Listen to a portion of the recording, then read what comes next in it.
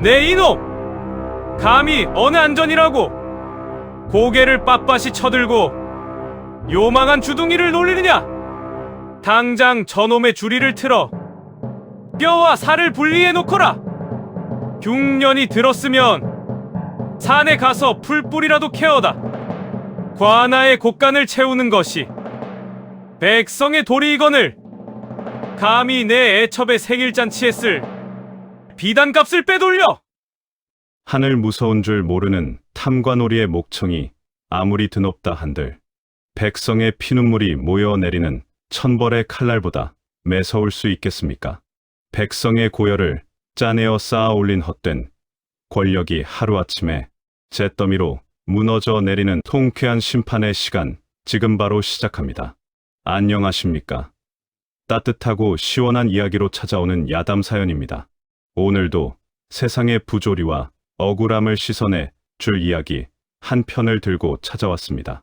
겉보기엔 비루먹은 조랑말의 허름한 도포 자락을 휘날리며 허허실실 웃고 다니는 떠돌이 선달. 하지만 그의 품속에는 탐관오리들의 숨통을 단번에 끊어버릴 절대 권력의 징표가 숨겨져 있었습니다. 평화롭던 산골 마을에 들이닥친 악랄한 신임 사또의 수탈. 보릿고개를 넘길 마지막 종잣돈마저 빼앗기고 산도적으로 전락해버린 힘없는 백성들의 억울한 피눈물. 더 이상 참을 수 없는 분노 앞에서 허허실실 웃던 선달의 눈빛이 서늘한 얼음장처럼 차갑게 빛나기 시작합니다. 이 통쾌하고도 눈물겨운 진실은 며칠 전 경상도의 한 깊고 험한 고갯길로 거슬러 올라갑니다. 아이고, 나리! 제발 좀 쉬었다 가시지요. 제 다리가 아주 무쇠로 만든 줄 아십니까요? 발바닥에 물집이 잡혀서 이제 한 발자국도 못 되겠습니다요. 이놈 칠드가 엄살 좀 그만 피우거라. 이 고개만 넘으면 시원한 주막에서 탁주 한 사발에 국밥을 든든하게 먹여줄 터이니 잔말 말고 걸음을 재촉해라. 해가 지기 전에 이 험한 산길을 벗어나야 하지 않겠느냐? 경상도 어귀, 산세가 험하기로 소문난 고갯길을 오르는 두 사내가 있었습니다. 한 명은 떼국물이 줄줄 흐르는 낡은 갓에 해진 도포를 걸치고 헛기침을 해대는 이선달이었고, 그 뒤를 따르는 자는 보따리를 짊어지고 연신 투덜거리는 신복 칠득이었습니다. 겉모습만 보면 어디서 노름빚을 지고 야반도주하는 몰락한 양반과 그 종놈 같았으나 이선달의 형형한 눈빛만큼은 예사롭지 않았습니다. 그때였습니다. 거기 꼼짝 마라! 가진 것 다 내놓고 목숨만은 건져서 가거라! 양쪽 수풀이 거칠게 흔들리더니 얼굴에 숯검정을 잔뜩 칠한 사내 67명이 튀어나와 앞뒤를 가로막았습니다. 번쩍이는 칼이나 위협적인 창은 없었습니다. 그들이 들고 있는 것이라곤 날이 다 빠진 낫, 부러진 쇠스랑, 그리고 나무꾼들이나 쓸 법한 녹슨 도끼가 전부였습니다. 심지어 앞장서서 호통을 치는 사내의 다리는 샤시나무 떨리듯 사정없이 떨리고 있었습니다. 아이고, 우린 이제 죽었네. 나리, 제가 뭐라 그랬습니까요? 이 산길은 산적 출몰이 잦다고 하지 않았습니까요? 칠드기가 바닥에 납작 엎드려 울상을 짓는 순간 이선달의 미간이 살짝 찌푸려졌습니다. 산적이라기엔 그들의 행색이 너무도 어설펐기 때문입니다. 하지만 이협은 위협. 낯을 든 사내가 이선달의 목을 향해 거칠게 다가서던 찰나였습니다. 바람이 날카롭게 허공을 가르는 소리가 들리더니 낡은 도포에 깊게 눌러쓴 삿갓을 한 그림자 하나가 번개처럼 두 사람 앞을 막아섰습니다. 이선달을 은밀히 호위하는 비밀 무사 상도였습니다. 아이고, 단 3번의 움직임. 상도의 칼등이 사내들의 손목과 오금을 가볍게 쳐내자 산적 무리는 비명 한 번 제대로 지르지 못하고 낙엽처럼 바닥에 나뒹굴었습니다. 피 한 방울 흘리지 않은 완벽하고도 자비로운 제압이었습니다. 상도는 말없이 쓰러진 자들을 확인하고는 다시 유령처럼 숲을 너머로 몸을 감추었습니다. 어이쿠, 10년 감수했네. 이 악독한 도적놈들. 관아에 끌고 가서 당장 주리를 틀어야 합니다요. 호들갑을 떨며 밧줄을 찾으려는 칠뜨기를 이선달이 조용히 손을 들어 만류했습니다. 바닥에 주저앉아 덜덜 떨고 있는 사내들의 거칠고 투박한 손. 그것은 남의 것을 빼앗기 위해 피를 묻힌 손이 아니라 평생 흙바닥을 일구며 굳은 살이 박인 전형적인 농사꾼의 손이었습니다. 게다가 그들의 눈동자에는 도끼 대신 억울함과 두려움만이 가득 차 있었습니다. 이선달은 여유롭던 미소를 지우고 무겁게 가라앉은 목소리로 입을 열었습니다. 이 보게들, 호미를 쥐어야 할 굳은 살 박인 손으로 어찌하여 녹슨 낫을 들고 사람의 길을 막아선 겐가. 필시 피를 토할 만큼 억울한 사연이 있을 터 숨기지 말고 바른대로 고해보거라. 날이 저희가 원래부터 이 험한 산 속에서 녹슨 낫을 휘두르던 도적놈들이겠습니까? 평생 흙만 파먹고 살던 농사꾼들이 왜 고향을 등지고 일이 되었는지 그 원통함을 정녕 모르신단 말씀입니까? 산적, 우두머리라던 사내가 낫을 내던지고 땅바닥을 치며 통곡하기 시작했습니다. 그 눈물은 굶주림보다 더 깊은 한이 맺힌 핏물이나 다름없었습니다. 이선달은 말없이 사내의 어깨를 짚었습니다. 투박한 손마디마다 박힌 굳은 살이 그가 살아온 정직한 세월을 대변하고 있었습니다. 석 달 전이었습니다. 이 마을에 권만석이라는 자가 신임 사또로 부임해 오면서 평화롭던 마을은 순식간에 지옥으로 변했습니다. 올해는 유독 가뭄이 심해 논바닥이 거북이 등껍질처럼 갈라지고 백성들은 소나무 껍질을 벗겨 연명하던 참혹한 보릿고개였습니다. 그런데 그 사또라는 자는 부임하자마자 말도 안 되는 명목으로 세금을 뜯어내기 시작했습니다. 이보게, 이번엔 또 무슨 세금이라던가? 날이 믿기지 않으시겠지만 산기슭 공기세랍니다. 마을이 산자락에 있으니 산의 맑은 공기를 마시는 개가로 가구당 쌀 한 섬씩을 내놓으라는 것이지요. 그뿐입니까? 사또의 7번째 첩이 생일을 맞았다고 그 잔치 비용을 마련하기 위해 집집마다 기르던 암탉은 물론이고 내년 봄에 심을 마지막 종잣돈까지 몽땅 털어갔습니다. 어린 자식들이 배가 고파 흙을 씹어 먹다 개가 부풀어 죽어나가는 마당에 관아에서는 연일 풍악 소리가 끊이지 않았습니다. 기름진 고기 굽는 냄새가 마을까지 진동하는데 사또는 첩의 발가락에 끼워줄 옥반지를 사기 위해 백성들의 마지막 생명줄인 종잣돈 상자까지 강제로 열어젖혔습니다.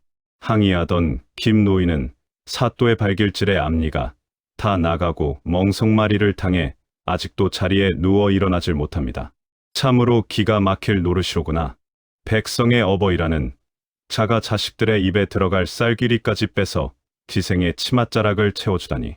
이선달의 목소리가 낮게 깔렸습니다. 평소의 해악적인 기운은 간데없고 숯바람보다 더 차가운 냉기가 그의 주위로 맴돌았습니다. 옆에서 듣던 칠뜨기는 이미 주먹을 불끈 쥐고 씩씩거리며 콧바람을 내뿜었습니다. 날이, 이건 그냥 넘길 일이 아닙니다요. 저런 썩어빠진 놈은 당장 가서 코를 비틀어 놓아야 합니다. 사내들은 관아의 횡포를 견디다 못해 밤을 도와 도망쳐 나왔지만 갈 곳 없는 그들이 선택할 수 있는 건 오직 이 험한 고갯길에서 지나가는 나그네의 푼돈을 구걸하는 것뿐이었습니다. 이선달은 품 안에서 묵직한 주머니 하나를 꺼내 사내의 손에 쥐어주었습니다. 이걸로 일단 어린 것들의 줄인 배부터 채우게나. 그리고 내 그 사또라는 자의 안목이 얼마나 대단한지, 그 잘난 공기새가 얼마나 비싼지 직접 확인해 봐야겠군. 이선달의 눈동자에는 이미 사또 권만석의 목을 겨누는 서슬 퍼런 칼날이 서려 있었습니다. 그는 칠뜨기를 재촉하여 산 아래로 발걸음을 옮겼습니다. 저 멀리 보이는 마을 입구, 화려하게 지어진 관아의 기와 지붕이 백성들의 피눈물을 머금은 채 번뜩이고 있었습니다. 과연 그 사또는 어떤 낯짝으로 백성들을 짓밟고 있을까요? 이선달의 발걸음이 관아 정문을 향해 거침없이 다가갑니다. 이보시오, 관아 어른들. 이 씨앗이 어떤 씨앗인데 가져가신단 말이오. 이건 내년 농사는 고사하고 당장 우리 어린 손주놈 목숨 줄이란 말이오. 제발 이것만은 두고 가시오. 마을 어귀, 뼛속까지 시린 곡소리가 울려 퍼졌습니다. 백발이 성성한 할머니가 볏짚 가마니를 붙잡고 늘어지자 관아의 포졸 하나가 사정없이 발길질을 해댑니다. 먼지 구덩이 속에 나뒹구는 할머니의 손에는 흙 묻은 종잣돈 주머니가 필사적으로 쥐어 있었습니다. 시끄럽다. 이 노파야. 차또 나리께서 산기슭 공기새를 미납한 가구는 가차 없이 가산 정몰하라 명하셨거늘 어디서 감히 나라실에 토를 다느냐. 어서 이 주머니 내놓지 못해. 멀리서 이 광경을 지켜보던 이선달의 눈매가 가늘게 떨렸습니다. 칠득이는 이미 입에 거품을 물고 당장이라도 뛰어나갈 기세였지만 이선달은 조용히 그의 팔을 붙잡아 세웠습니다. 대신 그는 느릿느릿한 걸음으로 포졸과 할머니 사이를 파고들었습니다. 거참, 지나가던 과객이 듣기에 아주 기가 막힌 명분이로군. 공기세라니? 이방, 자네는 혹시 경국대전을 발로 읽었는가? 아니면 아예 장식으로 들고 다니는 것인가? 갑자기 나타난 허름한 선비의 모습에 포졸과 이방의 시선이 집중되었습니다. 이방은 코웃음을 치며 이선달의 아래 위를 훑어보았습니다. 웬 미친놈이 남의 관 아래 와서 헛소리냐? 경국대전. 내 놈이 감히 국법을 논해. 이 노파는 정당한 세금을 내지 않았으니 그 죄가 엄중하다. 이선달은 부채를 탁 접으며 서늘한 미소를 지었습니다. 그 미소 뒤에는 칼날보다 날카로운 논리가 숨겨져 있었습니다. 조선팔도 어느 법전의 공기를 마시는 대가로 세금을 거두라는 조항이 있더냐. 경국대전 호전 호련 조항을 보면 전세 티엔슈이와 대동법에 따른 공물 외에 사사로이 명목을 만들어 백성을 수탈하는 자는 장장 100대와 유료 3천리에 처한다고 명시되어 있다. 또한 보릿고개의 백성의 종자종들을 강제로 취하는 행위는 국가의 근간인 몽본농반을 해치는 반역에 준하는 중죄임을 정녕 모른단 말이냐? 이선달의 목소리는 크지 않았으나 그 위엄은 관아 마당 전체를 압도했습니다. 이방의 안면이 경련을 일으키듯 파르르 떨리기 시작했습니다. 감히 일개 뜨내기 선비가 법도를 들이밀며 자신을 압박하리라고는 상상도 못했기 때문입니다. 이놈이, 내 놈이 사또 나리의 통치를 정면으로 부정하겠다는 것이냐? 여봐라. 이 무엄한 놈을 당장 결박하여 동원으로 끌고 가라. 사또 나리 앞에서 그 잘난 법도를 어디 한번 다시 읊어보게 해주마. 칠득이가 겁먹은 척 뒷걸음질을 쳤지만 이선달은 오히려 당당하게 가슴을 폈습니다. 좋다. 나 역시 이 기막힌 법도를 집행하는 사또라는 자의 얼굴을 직접 뵙고 싶던 참이었다. 어서 안내하거라. 포졸들에게 끌려가는 이선달의 뒷모습을 보며 마을 사람들은 숨을 죽였습니다. 하지만 이선달의 눈은 이미 관아 깊숙한 곳, 탐욕으로 뒤덮인 사또 권만석의 목을 정조준하고 있었습니다. 과연 사또의 섯을 퍼런 칼날 아래서 이선달은 어떤 기지로 이 위기를 모면할까요? 동원 마당에 다다르자 화려한 비단옷을 걸친 사또 권만석이 거만하게 의자에 앉아 이선달을 내려다보고 있었습니다. 그의 옆에는 금방이라도 쓰러질 듯 가냘픈 기생 하나가 술을 따르고 있었고 사또의 입가는 기름진 안주로 번들거렸습니다. 내 놈이냐? 감히 내 앞에서 국법을 논하며 나라씨를 방해했다는 건방진 놈이? 이선달은 사또의 눈을 피하지 않고 똑바로 응시했습니다. 이제 본격적인 호랑이 굴에서의 싸움이 시작되려 하고 있었습니다. 제메니의 응답. 어디서 굴러먹던 개뼈다귀 같은 선비 놈이 감히 내 고을에서 주둥이를 함부로 놀리느냐. 내 놈 눈에는 이 고을의 하늘이자 법인 내가 우습게 보이더냐. 기름진 턱살을 부르르 떨며 호통을 치는 사또. 권만석의 곁에는 백성들의 피눈물로 지은 화려한 비단, 병풍이 세워져 있었습니다. 이선달은 바닥에 꿇어앉히려는 포졸들의 억센 소나기를 가볍게 뿌리치고는 꼿꼿하게 서서 사또를 내려다보았습니다. 허름한 도포 차림이었으나 뿜어져 나오는 기백만큼은 일국의 재상 못지않았습니다. 고을의 하늘이 아니라 고을을 덮은 먹구름이겠지요. 사또의 눈에는 굶주림에 허덕이는 백성들이 그저 애첩의 치맛자락을 채워줄 개돼지로 보이십니까? 못이 어쩌고 어째. 이선달은 여유롭게 소매를 펄럭이며 마당 한가운데로 걸어 나왔습니다. 쩌렁쩌렁한 그의 목소리가 동원의 기와 지붕을 흔들었습니다. 수령이 고을을 다스릴 때 지켜야 할 7가지 지침인 수령칠사 쇼링 치슈의 첫 번째가 바로 농상성 농상션, 즉 농사를 장려하여 백성을 배불리 먹이는 것입니다.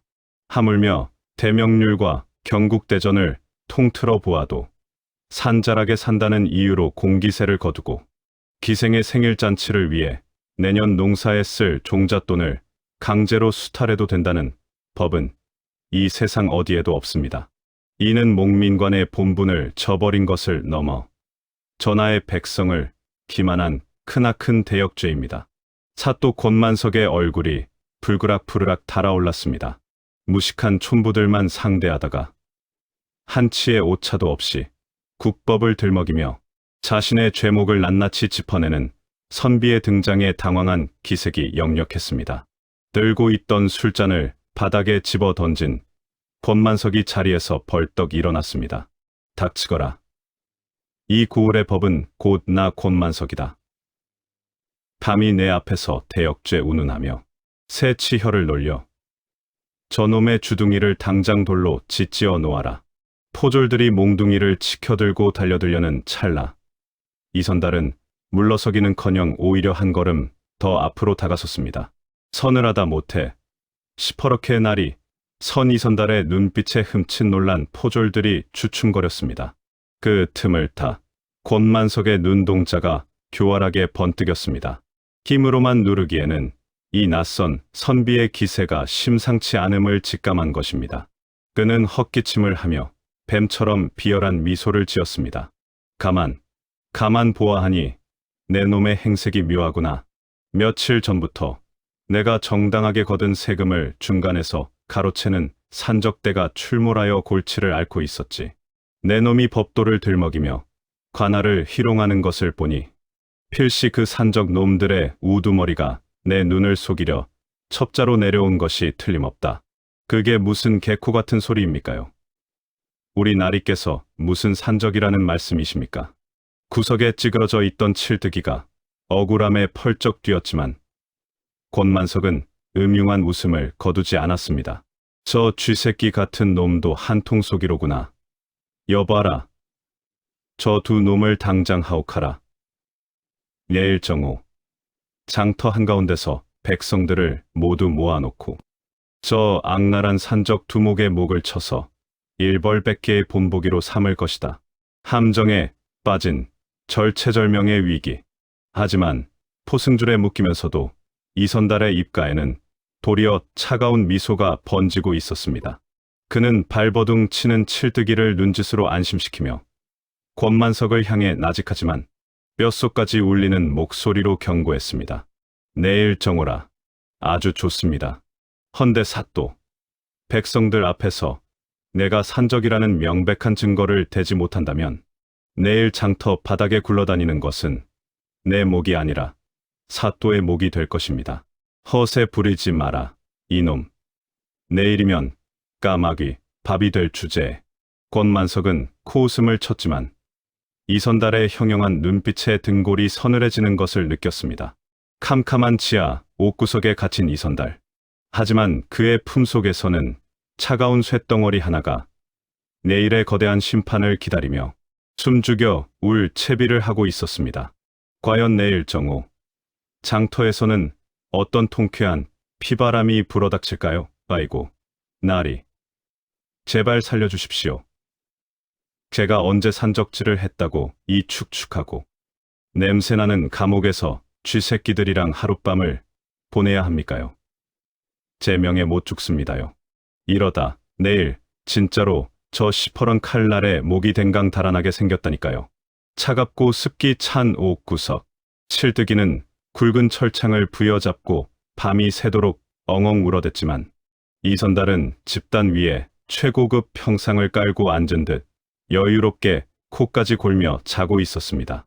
칠뜨기의 쉴 새 없는 곡소리에 마지못해 눈을 뜬 이선달은 귀를 후비적거리며 쯧쯧 혀를 찼습니다. 이놈 칠뜨가 그 방정맞은 입 좀 다물거라. 내일 화려한 잔치상에 오르려면 푹 쉬어둬야 하지 않겠느냐. 사또가 내 친히 고을 장터에 판을 크게 벌여주겠다는데 명색이 주연 배우가 초췌해서야 쓰겠느냐. 이선달의 태평하고 엉뚱한 소리에 칠뜨기가 기가 막혀 꺽꺽대는 사이 감옥 철창 너머로 스산한 밤바람이 불어왔습니다. 달빛조차 스며들지 않는 지독한 어둠 속에서 부드러운 비단이 스치는 소리와 함께 낡은 삿갓을 깊게 눌러쓴 그림자 하나가 소리 없이 감옥 안으로 내려앉았습니다. 비밀 호위무사 상도였습니다. 상도야, 다녀왔느냐? 이선달의 낮은 부름에 그림자가 조용히 고개를 끄덕였습니다. 평소 허실실 웃고 다니던 이선달의 눈빛이 순식간에 어둠을 가르는 매의 눈처럼 매섭고 날카로워졌습니다. 사또 권만석, 그놈이 백성들에게 강제로 거두어들인 종잣돈 주머니와 쌀가마니를 빼돌린 비밀 창고의 위치는 정확히 파악했겠지. 그 창고 안에 숨겨져 있을 그놈의 치부책과 뇌물장부, 애첩에게 주려고 준비한 옥반지, 그리고 피눈물을 흘리며 빼앗긴 백성들의 이름이 적힌 종잣돈 상자들을 단 하나도 빠짐없이 확보해 두어라. 내일 정오, 장터 한가운데서 내 신호가 떨어지면 그 모든 증거물을 백성들 눈앞에 산더미처럼 쌓아 올려야 할 것이다. 티끌 하나라도 훼손되어서는 아니 될 것이다. 바람이 스치듯 그림자는 다시 유령처럼 어둠 속으로 스며들어 사라졌고 이선달은 그제야 만족스러운 미소를 지으며 다시 눈을 감았습니다.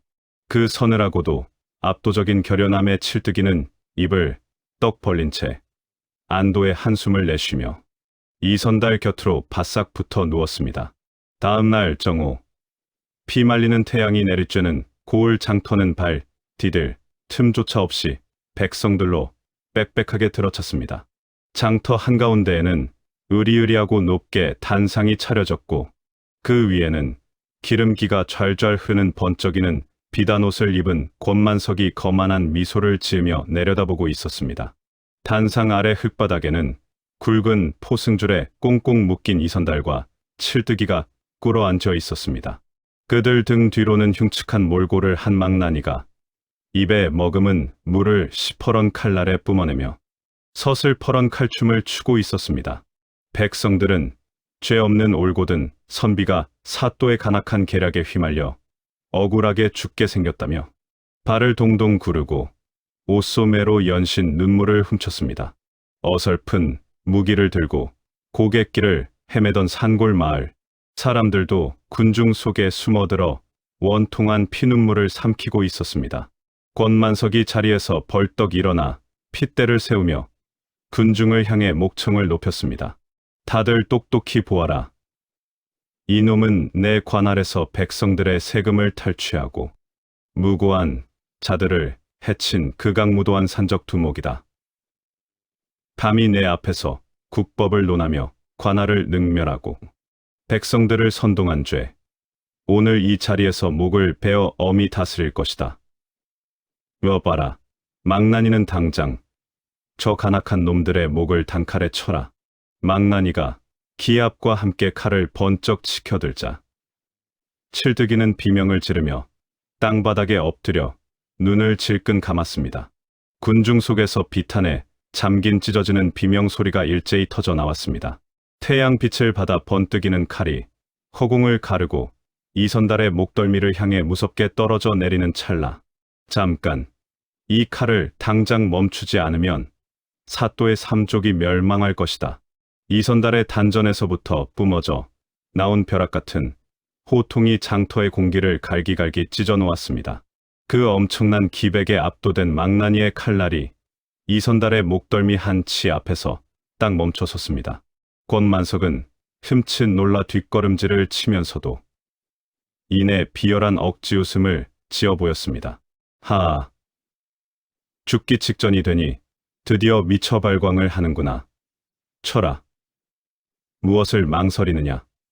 당장 치지 못할까. 사또, 진정 미쳐서 눈이 먼 것은 그대요. 지금 당장 내 목을 친다면 그대가 뒷산 폐가에 숨겨둔 매물장부와 백성들의 피가 묻은 종잣돈, 상자를 영영 찾지 못할 터인데 그래도 정녕 좋단 말이오?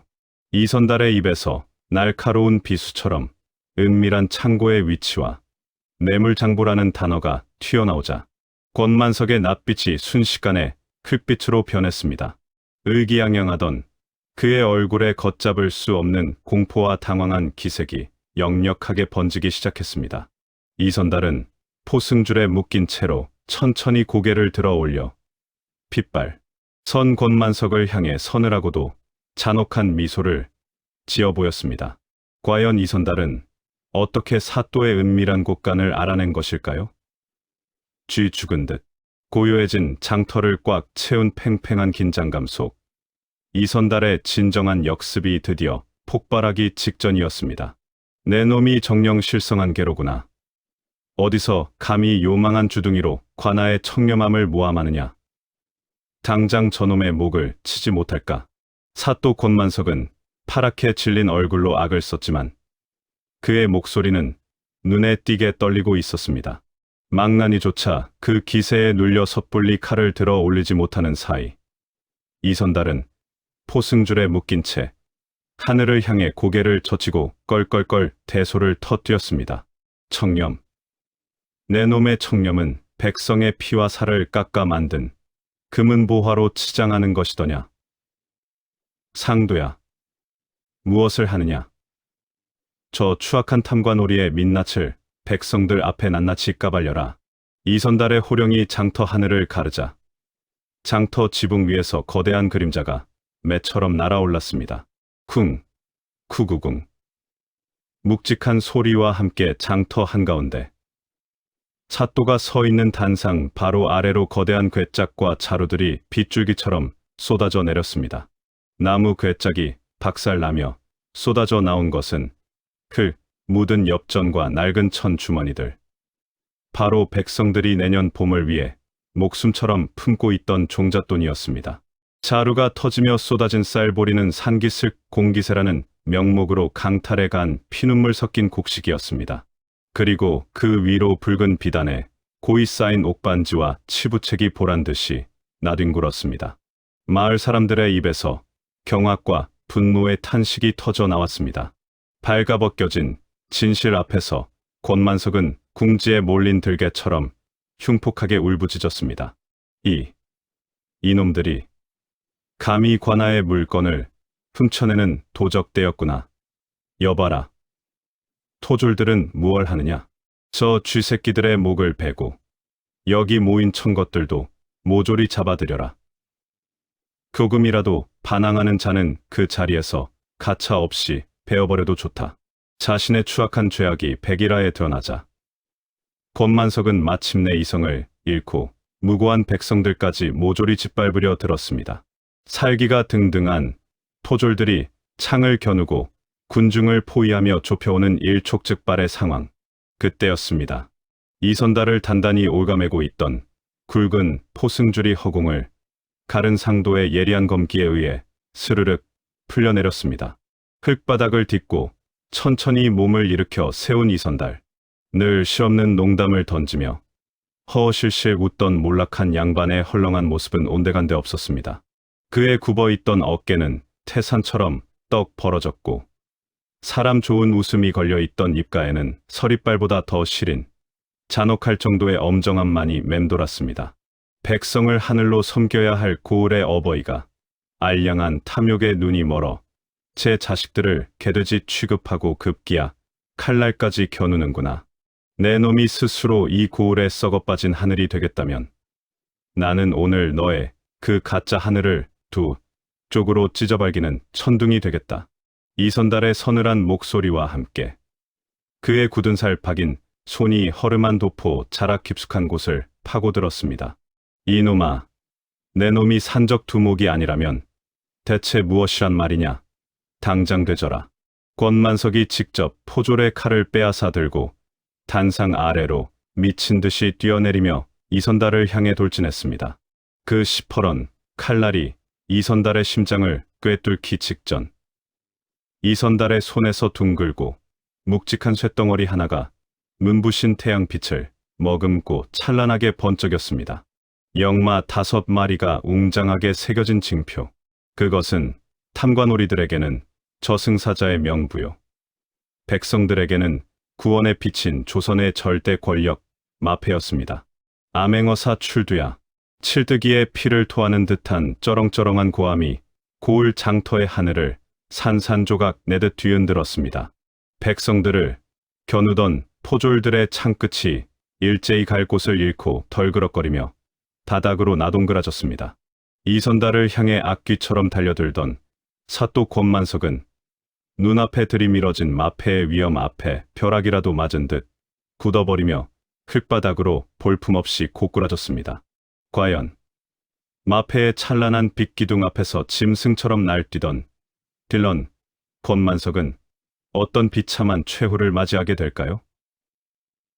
억눌렸던 백성들의 한을 풀어줄 숨 막히는 심판의 칼춤이 이제 막 피를 뿜기 시작했습니다.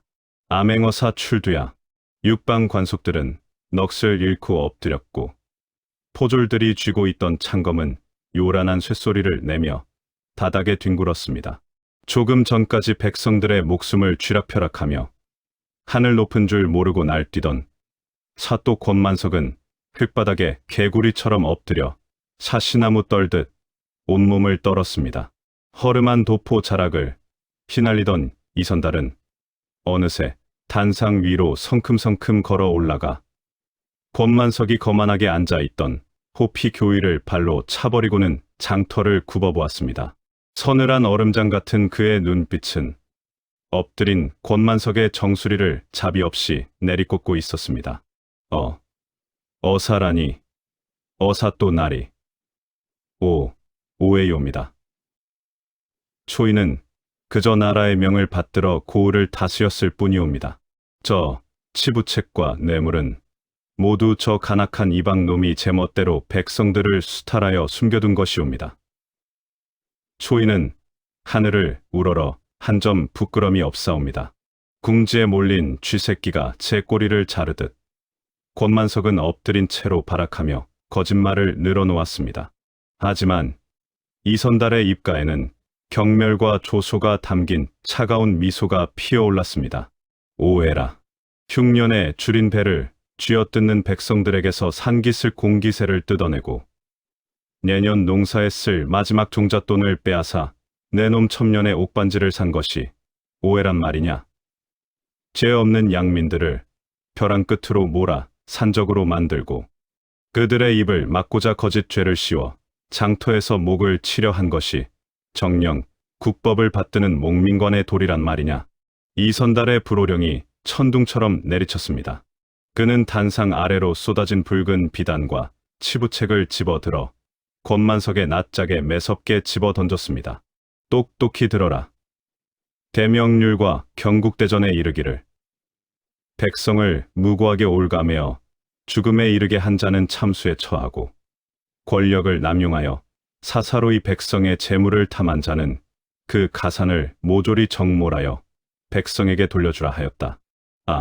아이고, 어사또 나리. 제발 목숨만은 살려주십시오. 권만석이 바짓가랑이를 부여잡고 애원했지만 이선달은 가차없이 그를 걷어찼습니다. 여봐라. 당장 저 추악한 탐관오리 권만석의 비단 관복을 찢어발기고 가장 무거운 칼을 씌워 하옥하라. 백성의 피눈물로 배를 불린 이방과 아전. 놈들도 한 놈도 빠짐없이 포박하여 한양으로 압송할 때까지 매일같이 장을 쳐서 그 죗값을 톡톡히 치르게 할 것이다. 상도와 칠뜨기 그리고 어느새 장터를 에워싼 역졸들이 폭풍처럼 들이닥쳐 관속들을 포박하기 시작했습니다. 거만하게 번들거리던 권만석의 비단옷이 무참히 찢겨 나가고 그의 목에 육중한 칼이 채워졌습니다. 방금 전까지 사또의 칼날 아래 숨죽여 울던 백성들은 그 통쾌한 광경에 마침내 참았던 눈물을 터뜨리며 다닥에 엎드려 만세를 부르짖었습니다. 가짜 산적이 되어야만 했던 농사꾼들도 땅을 치며 소리내어 울었습니다. 하지만 진정한 심판은 단순히 악인을 징벌하는 것으로만 끝나지 않는 법입니다. 짓밟힌 흙바닥에 다시 희망의 씨앗을 뿌려야 할 시간. 서늘했던 이선달의 시선이 울부짖는 백성들을 향하자 어느새 따뜻한 훈풍이 감돌기 시작했습니다. 과연 이 억울한 자들을 구제할 이선달의 마지막 판결은 어떤 여운을 남기게 될까요? 단상 아래로 질질 끌려가는 권만석의 등 뒤로 백성들의 분노 어린 돌팔매질이 쏟아졌습니다. 흉년에 기름진 배를 두드리던 탐관오리의 비참한 말로였습니다. 이선달은 칠뜨기에게 명하여 굳게 닫혀있던 관아의 곳간과 비밀 창고를 모두 열어젖혔습니다. 백성들의 피눈물로 얼룩진 재물이니 단 한 톨도 남김없이 원래의 주인에게 돌려주어라. 또한 가혹한 수탈에 억울하게 고향을 등진 저 거짓 산적들은 죄를 묻지 말고 빼앗긴 농토를 돌려주어 무사히 집으로 돌려보내거라. 어사또 나리 이 크나큰 은혜를 주고서도 어찌 다 갚으오리까. 종잣돈을 잃고 곡기를 끊었던 노파도 낯을 들었던 어설픈 산적들도 바닥에 엎드려 감격의 통곡을 터뜨렸습니다. 되찾은 곡식 자루를 끌어안은 백성들의 얼굴에는 기나긴 보릿고개를 이겨낼 벅찬 희망이 피어오르고 있었습니다. 어느새 허름한 도포 자락을 툭툭 털며 낡은 갓을 고쳐 쓴 이선달. 그는 다시 실없는 떠돌이 선비의 넉넉한 미소를 지으며 칠뜨기와 그림자 같은 상도를 이끌고 미련 없이 고을을 떠났습니다. 세월이 흘러 권만석 일당이 한양에서 능지처참을 당했다는 강이 나붙던 날, 마을 사람들은 장터 한가운데에 작은 송덕비를 세웠습니다. 허름한 차림으로 절대 권력을 숨긴 채 약자들의 한을 눈부신 심판으로 씻어주던 전설적인 암행어사.